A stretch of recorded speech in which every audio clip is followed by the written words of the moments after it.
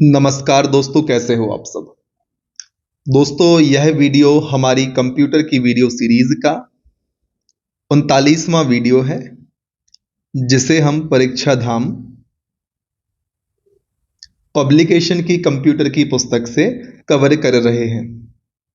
दोस्तों, हमारी यह कंप्यूटर की वीडियो सीरीज आपके लिए पूरे देश के उन सभी एग्जाम्स में समान रूप से उपयोगी साबित होगी जिसमें भी कंप्यूटर से संबंधित प्रश्नों को आपसे पूछा जाता है।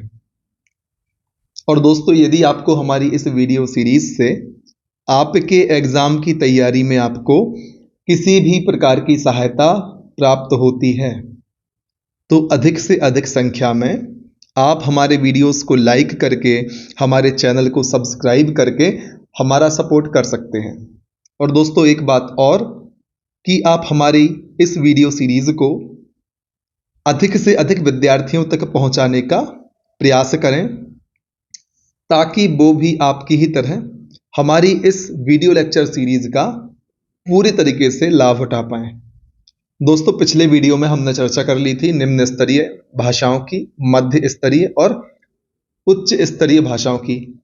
लेकिन हमने उसमें एक बात और डिस्कस की थी कि जब कोई प्रोग्राम, किसी प्रोग्राम को हम उच्च स्तरीय भाषा में बनाते हैं या कंप्यूटर को जो निर्देश हम उच्च स्तरीय भाषा में देते हैं तो कंप्यूटर को उच्च स्तरीय भाषा तो समझ आती नहीं है, उसको मशीनी भाषा या निम्न स्तरीय भाषा समझ में आती है जो 0 और 1 के फॉर्मेट में होती है। तो भाई फिर कैसे काम चले।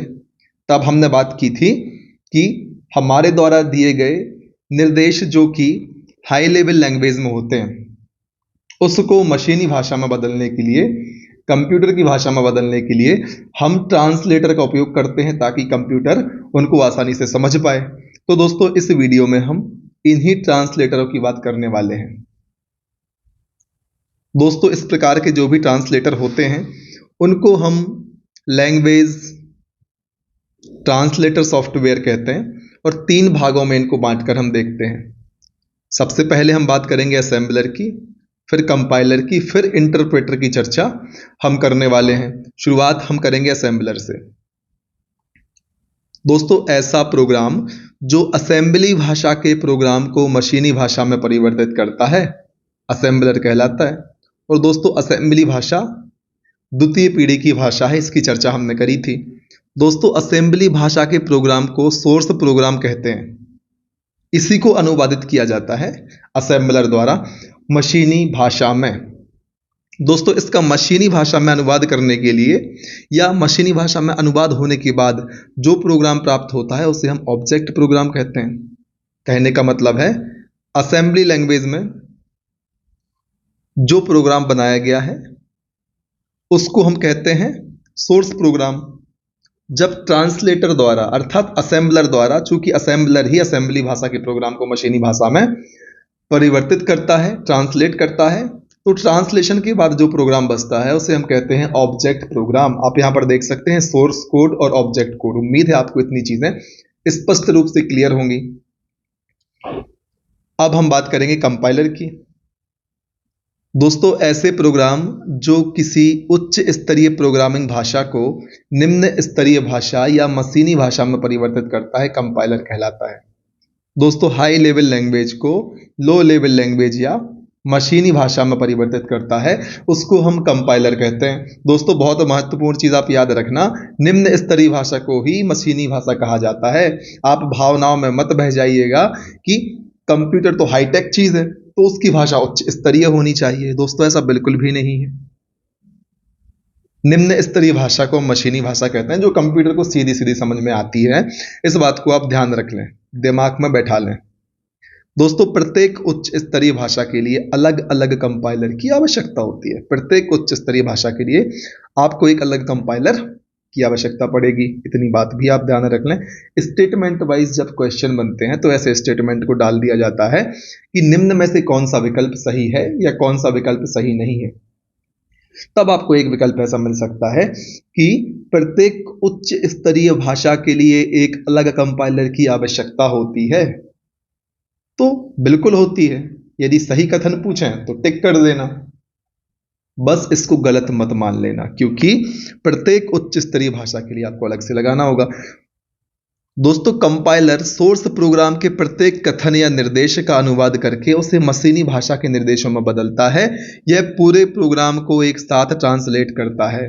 दोस्तों आगे चलकर जब आप इंटरप्रेटर पढ़ेंगे तब आपको यह अंतर मिलेगा कि कंपाइलर पूरे प्रोग्राम को एक साथ ट्रांसलेट करता है, जबकि इंटरप्रेटर एक एक करके ट्रांसलेट करता है। एक एक बोलने का मतलब है एक एक लाइन करके प्रोग्राम को ट्रांसलेट करता है इंटरप्रेटर। यहां हम बात कर रहे हैं कंपाइलर की। उम्मीद है दोस्तों आपको इतनी बातें क्लियर होंगी, बाकी तो आप यहां पर देख ही रहे हैं, पहले ही हमने चर्चा कर ली है। अब हम बात करेंगे इंटरप्रेटर की। दोस्तों वह प्रोग्राम जो उच्च स्तरीय प्रोग्रामिंग भाषा में लिखे प्रोग्राम को निम्न स्तरीय भाषा में परिवर्तित करता है या मशीनी भाषा में परिवर्तित करता है। तो दोस्तों पहले ही हमने चर्चा कर ली कि कंपाइलर हो या इंटरप्रेटर हो, यह दोनों हाई लेवल लैंग्वेज को लो लेवल लैंग्वेज में परिवर्तित करते हैं। जहां कंपाइलर एक साथ पूरे प्रोग्राम को ट्रांसलेट कर देता है, वहीं इंटरप्रेटर एक एक लाइन करके ट्रांसलेट करता है। इतनी बातें आप ध्यान रख लेना। इसके बाद एक बार में केवल एक कथन को मशीनी भाषा में अनुवाद करता है। दोस्तों इसकी चर्चा हमने कर ली है। सामान्यतः कंपाइलर और इंटरप्रेटर का कार्य समान होता है, अतः केवल अंतर यह है कि जहां कंपाइलर ऑब्जेक्ट प्रोग्राम बनाता है, वहां इंटरप्रेटर कुछ नहीं बनाता। इंटरप्रेटर का उपयोग करते समय हर बार सोर्स प्रोग्राम की आवश्यकता होती है। इस बात को आप ध्यान रख लें। अब हम बात करेंगे असेंबलर, कंपाइलर और इंटरप्रेटर में अंतर की। दोस्तों आपके सामने एक टेबल बनी हुई है 3 खंडों वाली। आपके बाईं ओर असेंबलर, दाहिनी ओर इंटरप्रेटर और बीच में कंपाइलर लिखा हुआ है। अब इन तीनों में हम अंतर को देखने वाले हैं। तो दोस्तों ध्यान से सुनना। असेंबलर असेंबली भाषा को मशीनी भाषा में बदलता है, उसके नाम से ही समझ में आ रहा है। कंपाइलर दोस्तों उच्च स्तरीय भाषा को निम्न स्तरीय में बदलता है, और इसी प्रकार से इंटरप्रेटर भी उच्च स्तरीय भाषा को निम्न स्तरीय मशीनी भाषा में बदलता है। दोस्तों एक बात बस ध्यान रखना, निम्न स्तरीय भाषा मतलब मशीनी भाषा 0-1 के फॉर्मेट में काम करने वाली, बाइनरी डिजिट में। ठीक है दोस्तों, असेंबलर प्रोग्राम को चरणों में स्कैन करता है, जबकि जो कंपाइलर होता है पूरे प्रोग्राम को एक साथ स्कैन करता है, और जो इंटरप्रेटर होता है एक एक लाइन करके प्रोग्राम को स्कैन करता है। दोस्तों यह महत्वपूर्ण अंतर हो गया। यह फ्रेज में या चरणों में गलतियों को बताता है, चरणबद्ध तरीके से, एक साथ पूरी नहीं बताता। लेकिन जो कंपाइलर होता है दोस्तों पूरे प्रोग्राम को स्कैन करने के बाद गलतियों को बताता है, और इंटरप्रेटर लाइन बाई लाइन करता है। Systematic line by line, systematic नहीं बोलेंगे दोस्तों, लाइन बाई लाइन गलतियों को बताता है इंटरप्रेटर। इतना आप ध्यान रखें। दोस्तों असेंबलर में सोर्स कोड को स्कैन करने में कम समय लगता है, कंपाइलर में सोर्स कोड को एनालिसिस या एनालाइज करने में अधिक समय लगता है। इसी प्रकार से इंटरप्रेटर में भी सोर्स कोड को एनालाइज करने में अधिक समय लगता है, किंतु प्रोसेस जल्दी एग्जीक्यूट हो जाती है। इतना आपको ध्यान रखना है। फिर असेंबलर, इसमें ज़्यादा मेमोरी स्पेस की ज़रूरत नहीं पड़ती। इसकी तुलना में कंपाइलर में मेमोरी स्पेस की अधिक ज़रूरत पड़ती है। इसी प्रकार से दोस्तों इंटरप्रेटर में ज़्यादा मेमोरी स्पेस की आवश्यकता नहीं पड़ती। तो मेमोरी स्पेस की यदि हम बात करें तो सबसे ज़्यादा कंपाइलर में आवश्यकता पड़ती है। इतनी बातें आपको ध्यान रखनी है। अब यहाँ पर आपको बताया जा रहा है कुछ कंपाइल्ड भाषा कोबोल है, C++, पास्कल है। इनको आप ध्यान रखें। इनको ट्रांसलेट करने के लिए हम कंपाइलर का सहारा लेते हैं। इतनी बातें आपको ध्यान रखनी है। इसके अलावा कुछ इंटरप्रेटर भाषा बेसिक और जावा है। यदि आप इन भाषाओं को मशीनी भाषा में बदलना चाहते हैं तब आपको इंटरप्रेटर की आवश्यकता पड़ेगी। बेसिक और जावा की बात हम कर रहे हैं। यदि आप कोबोल, C++, पास्कल को मशीनी भाषा या कंप्यूटर की भाषा में बदलना चाहेंगे तब आपको कंपाइलर की आवश्यकता पड़ेगी। उम्मीद है इतनी चीजें आपके लिए क्लियर होंगी। दोस्तों अब हम बात करेंगे फ्लो चार्ट की।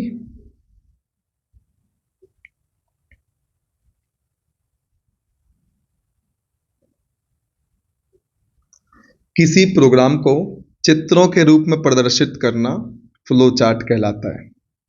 फ्लो चार्ट में बहुत सारे सिंबल्स का इस्तेमाल किया जाता है जो कि प्रोग्राम के फ्लो को दर्शाते हैं। सिंबल्स किस चीज़ को दर्शाते हैं दोस्तों? प्रोग्राम के फ्लो को दर्शाते हैं। यह स्टेप बाय स्टेप किसी समस्या को समझने और उनको सुलझाने में मदद करता है। फ्लो चार्ट का उपयोग प्रोग्राम बनाने में, प्रोग्राम की डीबगिंग करने में और कठिन प्रोग्राम को सॉल्व करने में किया जाता है। उपयोग से संबंधित क्वेश्चन बन सकता है कि निम्न में से किस में फ्लो चार्ट का उपयोग किया जाता है या नहीं किया जाता। आप ध्यान रखें, प्रोग्राम बनाने में, प्रोग्राम की डीबगिंग करने में, कठिन प्रोग्राम को सॉल्व करने में फ्लो चार्ट का उपयोग किया जाता है। दोस्तों, आप नोट्स बनाने में भी तो फ्लो चार्ट का उपयोग करते होंगे। फ्लो चार्ट के माध्यम से यदि आप किसी चीज़ को प्रेजेंट करते हैं तो उसको समझने में आसानी होती है। सेम चीज़ कंप्यूटर में भी होती है। कॉन्सेप्ट्स सारे यूनिवर्सल होते हैं दोस्तों, इतना आप ध्यान रख लें। यदि फ्लो चार्ट आपको आपके नोट मेकिंग में हेल्प करता है तो यहाँ पर भी हेल्प ही करेगा, नहीं तो इसका यूज़ यहाँ नहीं हो रहा होता। दोस्तों, अब हम बात करेंगे फ्लो चार्ट में उपयोग होने वाले सिंबल की। सबसे पहले हम चर्चा करेंगे स्टार्ट स्टॉप सिंबल की। दोस्तों, इसका उपयोग फ्लो चार्ट के शुरुआत और अंत में किया जाता है। इसका चित्र ओवल अंडाकार होता है। इसे टर्मिनल सिंबल भी कहा जाता है। ध्यान रखें दोस्तों, प्रश्न आएगा निम्न में से कौन सा टर्मिनल सिंबल है? एक ऑप्शन, दो ऑप्शन, तीन ऑप्शन, चार ऑप्शन। ऑप्शन नंबर ए को आपको टिक करना होगा। इनको आप अपने मन से कुछ भी मान लो, है ना। तो इस प्रकार से प्रश्न आपके एग्जाम में बनेगा। फिर हम बात करेंगे प्रोसेसिंग सिंबल की। दोस्तों, हम सिक्वेंसली चलते हैं ना। अब हम देखते हैं इनपुट आउटपुट सिंबल को। दोस्तों, इसका उपयोग फ्लो चार्ट में इनपुट आउटपुट प्रदर्शित करने के लिए किया जाता है। इसका चित्र समांतर चतुर्भुज की तरह होता है। आपको इस तरीके से दिख जाए तो आप समझ जाना, है ना। फिर बात करेंगे प्रोसेसिंग सिंबल की। इसका उपयोग गणितीय कार्य जैसे गुणा, भाग, जोड़ना, घटाना आदि को दर्शाने के लिए करते हैं। और रेक्टेंगल या आयत का इसका आकार होता है प्रोसेसिंग सिंबल। याद रखें दोस्तों, स्टार्ट स्टॉप सिंबल अंडाकार, इनपुट आउटपुट सिंबल समांतर चतुर्भुज जैसा, प्रोसेसिंग सिंबल आयत के जैसा, डिसीजन सिंबल दोस्तों निर्णय दर्शाने के लिए, इसमें ट्रू फॉल्स यस नो जैसे डिसीजन होते हैं। और इसका चित्र डायमंड की तरह होता है, इसका आपको ध्यान रखना है। फिर कनेक्टर सिंबल। दोस्तों, इसका उपयोग फ्लो चार्ट के दो या दो से अधिक भागों को जोड़ने के लिए किया जाता है। इसे सर्किल या गोले से दर्शाया जाता है। फिर फ्लो लाइन सिंबल। इसका उपयोग फ्लो चार्ट के सीक्वेंस या क्रम को प्रदर्शित करने के लिए किया जाता है। इसे चित्र एरो या तीर के निशान के द्वारा दर्शाते हैं। इस एरो की दिशा ऊपर नीचे दाएं बाएं कहीं भी हो सकती है। तो दोस्तों, हमने चर्चा करी स्टार्ट स्टॉप सिंबल में अंडाकार आकार देखना है आपको। इनपुट आउटपुट में समांतर चतुर्भुज की तरह की आकृति देख लो। प्रोसेसिंग सिंबल में आयत की जैसी देख लो, इसमें गुणा भाग जोड़ना घटाना करते हैं। डिसीजन सिंबल में डायमंड जैसा दिख जाए। दोस्तों, डायमंड आप ऐसा मत देखने लग जाना उधर पर, है ना। ये डायमंड का इस तरीके से शेप बताया गया है यहाँ पर, है ना। फिर बात करी थी कनेक्टर सिंबल की। इसका उपयोग दो या दो से अधिक फ्लो चार्ट को जोड़ने के लिए इसका उपयोग फ्लो चार्ट के दो या दो से अधिक भागों को जोड़ने के लिए हम करते हैं। किसका? कनेक्टर सिंबल का। कैसा दिखता है? सर्किल दिखता है, बिल्कुल देखिए। फिर फ्लो लाइन सिंबल। इसका उपयोग फ्लो चार्ट के सीक्वेंस को प्रदर्शित करने के लिए किया जाता है और तीर के द्वारा हम दर्शाते हैं। तीर ऊपर नीचे दाएं बाएं कहीं भी हो सकते हैं, ठीक है। अब आएंगे हेक्सागोन सिंबल पर। दोस्तों, इसका उपयोग फॉर लूप, वाइल लूप या दूसरे लूप्स को प्रदर्शित करने के लिए किया जाता है। इसको प्रिपरेशन सिंबल भी कहा जाता है। प्रश्न आ सकता है प्रिपरेशन सिंबल किसे कहा जाता है? तो हेक्सागोन सिंबल को प्रिपरेशन सिंबल कहा जाता है। और हेक्सागोन क्यों कहते हैं दोस्तों? 6 भुजाएं, 1 2 3 4 5 6, इसलिए इसका नाम षटभुज टाइप कर दिया। देखिए इधर पर आप, है ना। क्यों करते हैं उपयोग?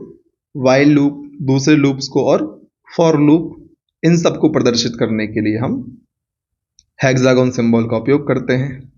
Document symbol. दोस्तों, इसका उपयोग डॉक्यूमेंट को प्रदर्शित करने के लिए करते हैं। सो हम निम्न चित्र द्वारा दर्शाते हैं। देख लें दोस्तों आप, इस तरीके से डॉक्यूमेंट सिंबल को दर्शाया जाता है। अब फ्लो चार्ट के फायदे की यदि हम बात करें तो फ्लो चार्ट के द्वारा हम किसी सॉफ्टवेयर और प्रोग्राम को आसानी से डिजाइन कर सकते हैं। आप फ्लो चार्ट के माध्यम से अपने नोट्स बनाते हैं, कुछ भी लिखते हैं, तो आप आसानी से समझ पाते हैं कि नहीं समझ पाते हैं। जल्दी जल्दी चीज़ें दिमाग में घुसती हैं, उसी तरीके से आसानी से डिज़ाइन कर सकते हैं सॉफ्टवेयर प्रोग्राम को फ्लो चार्ट की सहायता से। यह किसी प्रोग्राम के लॉजिक को समझने में मदद करता है, क्योंकि एक साथ सारे एस्पेक्ट हमें एक फ्लो चार्ट में दिख जाते हैं, तो इंटरलिंकिंग करने में, कनेक्टिंग द डॉट्स करने में हमें आसानी मिलती है, डॉट्स को कनेक्ट करने में आसानी मिलती है। समझ रहे ना चीज़ों को। फ्लो चार्ट डीबगिंग करने में मदद करता है दोस्तों। यह उच्च स्तरीय भाषा जैसे जावा, सी प्लस प्लस आदि की कोड को लिखने में प्रोग्रामर की सहायता करता है। यह सॉफ्टवेयर की टेस्टिंग में मदद करता है। तो दोस्तों इतने सारे फायदे थे, अब नुकसान भी देख लो दोस्तों। बड़े प्रोग्राम का फ्लो चार्ट बनाना बहुत कठिन होता है, फ्लो चार्ट को रिप्रोड्यूस करना मुश्किल होता है, फ्लो चार्ट में बदलाव करना कठिन होता है और बनाने में बहुत समय लगता है। अब बात करेंगे फ्लो चार्ट बनाने के नियम की। तो दोस्तों फ्लो चार्ट में केवल एक स्टार्ट और स्टॉप सिंबल हो सकता है। फ्लो चार्ट में नेम और वेरिएबल का प्रयोग करना चाहिए। यदि फ्लो चार्ट बड़ा और मुश्किल है तो इसमें कनेक्टर सिंबल का उपयोग करना चाहिए। याद रखें दोस्तों, फ्लो चार्ट में केवल एक स्टार्ट और एक स्टॉप सिंबल होगा शुरू और लास्ट में। फ्लो चार्ट में नेम और वेरिएबल का प्रयोग करना चाहिए हमें। फ्लो चार्ट बड़ा और मुश्किल है तो कनेक्टर सिंबल का उपयोग करना चाहिए हमें। इतनी बातें आपको ध्यान रखनी है। फ्लो चार्ट का उदाहरण देख लें दोस्तों। दो संख्याओं के योग और एवरेज का फ्लो चार्ट आपको दिया हुआ है। देखिए दोस्तों, सम और एवरेज का फ्लो चार्ट है। यहां से शुरू हो रहा है, यहां इनपुट एक नंबर दो नंबर दोनों को जोड़ा तो सम हो गया, सम को बटे में 2 से भाग दे दिया तो एवरेज निकाला है। किसी भी संख्या का एवरेज निकालने के लिए हम उसका टोटल करके जितने नंबर्स होते हैं उनसे डिवाइड कर देते। तो 2 नंबर थे, 2 से डिवाइड कर दिया, उन दोनों नंबर को आपस में जोड़कर फिर दोस्तों वही सारी चीजें आ गई, यहां से क्लोज हो गई सारी चीजें, प्रिंट ले लिया है ना।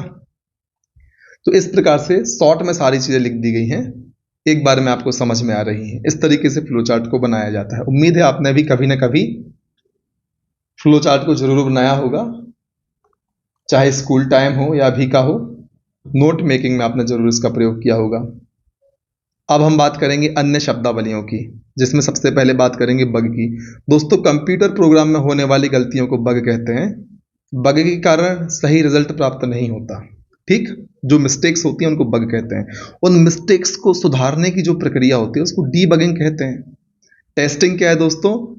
सॉफ्टवेयर प्रोग्राम में गलतियों को खोजने की प्रक्रिया को हम टेस्टिंग कहते हैं। टेस्टिंग से हमें बग पता लगते हैं, उसको हम डीबगिंग करके हटा देते हैं। अब बात करते हैं एल्गोरिदम की। दोस्तों किसी जटिल समस्या को स्टेप बाय स्टेप हल करने की तकनीक को एल्गोरिदम कहा जाता है। एल्गोरिदम को हम इनपुट देते हैं, उस इनपुट को एल्गोरिदम प्रोसेस करता है और हमें आउटपुट प्रदान करता है। समझ रहे हैं दोस्तों, एल्गोरिदम में हमने बात करी किसी जटिल समस्या को स्टेप बाय स्टेप हल करने की टेक्निक को एल्गोरिदम कहा जाता है। एल्गोरिदम को हम इनपुट देते हैं और इनपुट को एल्गोरिदम प्रोसेस करता है, फिर हमें आउटपुट प्रदान करता है। ठीक है, समस्या सॉल्व करने को या समस्या सॉल्व करने की जो क्रमबद्ध प्रक्रिया है उसको एल्गोरिदम कहते हैं। ठीक है, अब हम बात करेंगे स्यूडो कोड की। दोस्तों किसी कार्य को कंप्लीट करने के लिए साधारण अनौपचारिक भाषा में एक क्रम में लिखे गए निर्देश को या निर्देशों के समूह को स्यूडो कोड कहा जाता है।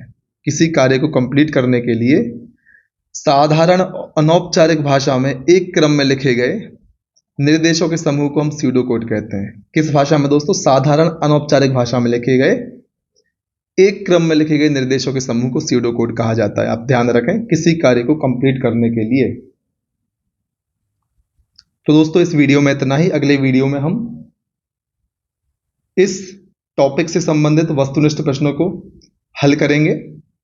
उम्मीद है आपको वीडियो अच्छा लगा होगा। यदि आपको हमारी वीडियो से आपके एग्जाम की तैयारी में आपको किसी भी प्रकार की सहायता मिलती है तो अधिक से अधिक संख्या में आप हमारी वीडियोस को लाइक करें, चैनल को सब्सक्राइब करें, ऐसे विद्यार्थियों तक शेयर करें जो आपकी ही तरह देश के अलग अलग कोने में बैठकर किसी कॉम्पिटिटिव एग्जाम की तैयारी कर रहे हैं, ताकि वह भी हमारी इस वीडियो सीरीज का पूरा लाभ उठा पाए। लगातार मेहनत करें, आगे बढ़ते रहें। जय हिंद, वंदे मातरम।